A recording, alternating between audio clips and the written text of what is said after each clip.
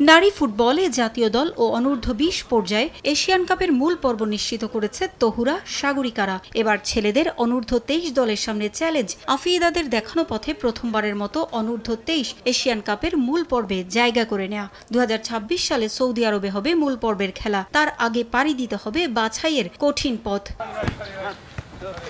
3রা September অনূর্ধ্ব-23 Asian cup বাছাই অভিযানে স্বাগতিক ভিয়েতনামের মুখোমুখি হবে মোরসালিনরা। এবারের দলে জাতীয় দলের বেশ কয়েকজন তারকা ফুটবলারের সঙ্গে আছেন প্রবাসী জায়ান তানিলরা। দেশে ও বাহরাইন মিলিয়ে প্রায় 1 মাস ক্যাম্প করেছে সাইফুল বারী টিটুর দল। এর মধ্যে বাহরাইনে 2 সপ্তাহের ক্যাম্পের পাশাপাশি 2টি প্রস্তুতি ম্যাচও খেলেছে যুবারা।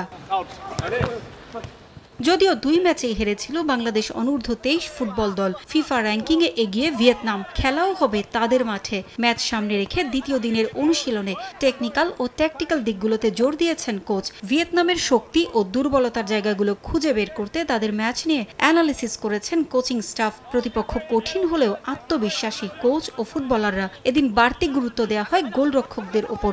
আমরা অনেক ভালো সেশন করছি, সো আমরা সবাই ভালো আছি। আপনারা সবাই আমাদের জন্য দোয়া করবেন, আমরা যাতে ভালো রেজাল্ট করতে পারি।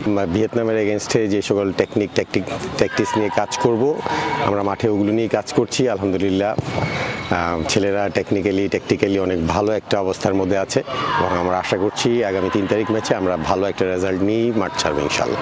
অনূর্ধ্ব-23 এশিয়ান কাপ বাছাইয়ের দ্বিতীয় ম্যাচে 6 সেপ্টেম্বর ইয়েমেন ও 9 সেপ্টেম্বর শেষ ম্যাচে সিঙ্গাপুরের বিপক্ষে খেলবে বাংলাদেশ। কন্ডিশন অনেকটাই বাংলাদেশের সঙ্গে মিল থাকায় আত্মবিশ্বাসী পুরো দল।